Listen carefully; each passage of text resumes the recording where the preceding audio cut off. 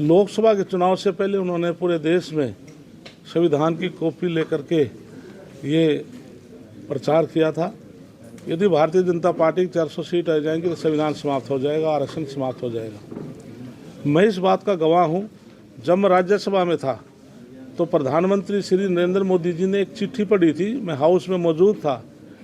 27 जून 1961 की वो चिट्ठी थी।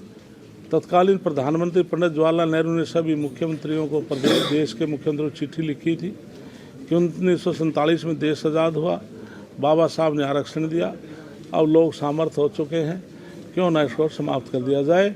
लेकिन कांग्रेस के लोगों ने उसको कटिंग करके चलाया कि प्रधानमंत्री नरेंद्र मोदी जी आरक्षण समाप्त करना चाहते हैं।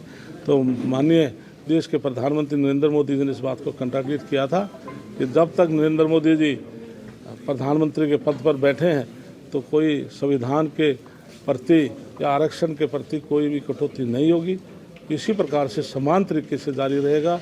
दूसरा, फिर उन्होंने आरोप लगाया कि भारतीय जनता पार्टी वोट चोरी करती है। साथियों, ये आंकड़े तथ्य हैं। 2019 में जब लोकसभा का चुनाव हुआ तो देश में कांग्रेस के 52 एमपी बने थे और 2024 में जब चुनाव हुआ इनके 99 एमपी बने।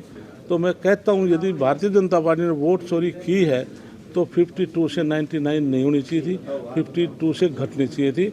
इस प्रकार के झूठे आरोप लगाना ये लंबे समय तक नहीं चलते। एक सवाल आए दिन पूरे प्रदेश में गैंगवार की घटनाएं बहुत ज़्यादा बढ़ रही है, तो वो कहीं ना कहीं सुरक्षा व्यवस्था पर सवाल है। इसके लिए कोई भी है गैंगवार लगाए या कोई मर्डर है, फिरौती है, क्राइम करने वाला क्राइम कर जाता है, लेकिन उसके ऊपर पुलिस, मैं कहता हूँ, बहुत जल्दी शिकंजा कसकर उनको गिरफ्तार भी करती है, उनके खिलाफ एक्शन भी होता है। और मैंने पिछले बजट में जब किसी विपक्ष के एक साथी ने पूरे प्रदेश का लाइन ऑर्डर के ऊपर रिपोर्ट मांगी थी तो माननीय मुख्यमंत्री ने मेरी जिम्मेदारी लगाई कि मैंने रिप्लाई दिया था। हमने केवल अपने कार्यकाल का 2014 से लगातार हमने ब्यौरा दिया।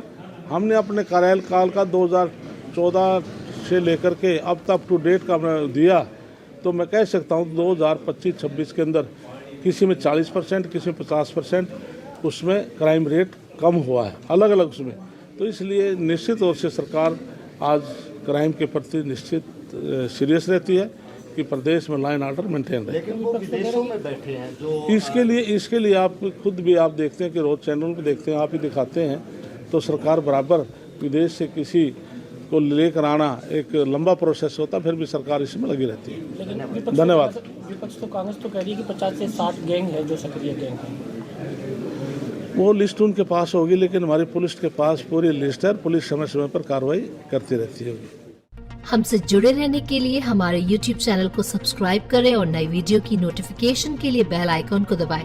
अगर आप ये वीडियो Facebook पर देख रहे हैं तो लाइक जरूर करें और ज्यादा से ज्यादा शेयर करें। धन्यवाद।